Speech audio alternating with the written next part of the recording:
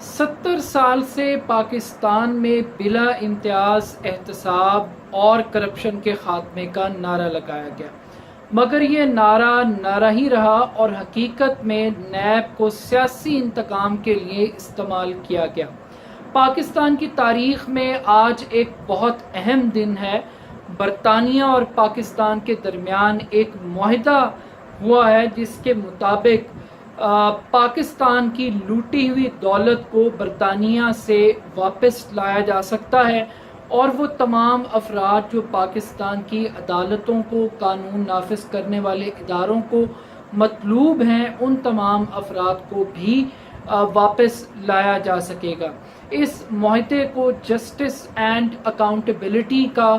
نام دیا گیا ہے، اور سب سے امپورٹنٹ بات یہ ہے کہ اس معاہدے میں برطانوی وزیر داخلہ نے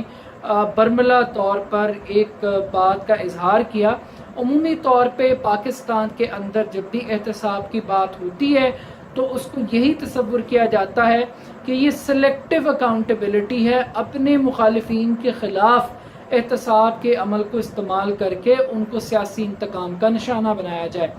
لیکن آج برطانوی وزیر داخلہ نے یہ بتایا کہ پاکستانی حکام نے ان سے کسی بھی قسم کی کسی ایک مخصوص کیس کے حوالے سے گفتگو نہیں کی، بلکہ ایک جرنل پالیسی ڈیبیٹ کی ہے۔ یعنی اس کا مطلب یہ ہے کہ اکراس دی بورڈ اکاؤنٹیبلٹی،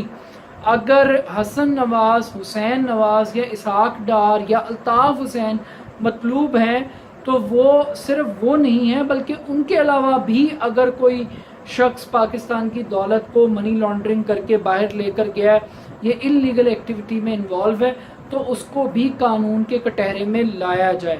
عمومی طور پر ہم نے یہ دیکھا ہے، جو سب سے اہم بات ہے آج کی اس ایگریمنٹ کی، جو کہ بہت خوشائند قدم ہے،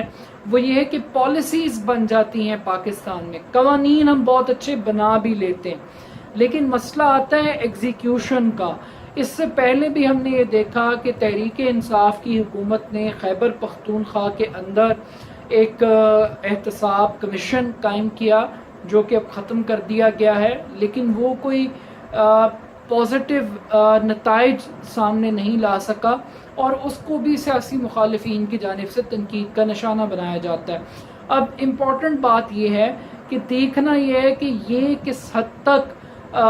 یہ ایگریمنٹ ایگزیکیوٹ ہو پائے گا، برطانوی حکام کس حد تک پاکستان کی مدد کریں گے،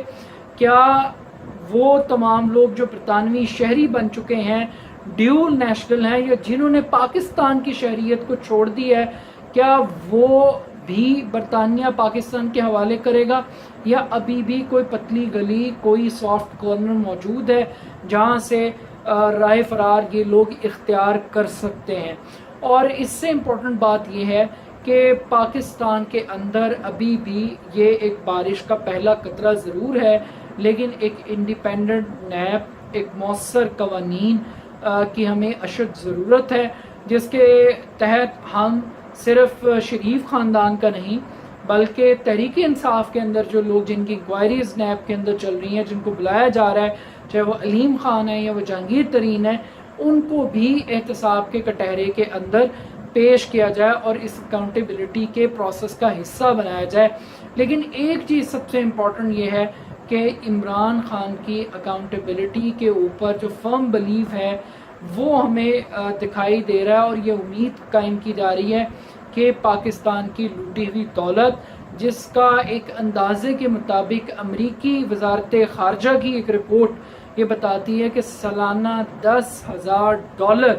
پاکستان سے منی لانڈرنگ کے ذریعے بیرون ملک اس غریب قوم کا پیسہ لوٹ کر لے جایا جاتا ہے۔ اللہ کرے کہ عمران خان صاحب اس لوٹی ہوئی دولت کو پاکستان میں واپس لا سکیں، اور جو کرپٹ مافیا ہے اس کو اڈیالہ جیل تک پہنچائیں، بالکل اسی طرح جیسے انہوں نے گاڈ فادر کو، سسیلین مافیا کو اس کے منطقی انجام تک پہنچایا ہے۔ لیکن ایک آج کے دن کا جو سب سے بڑا میسج ہے وہ یہی ہے کہ کسی شخص کو اب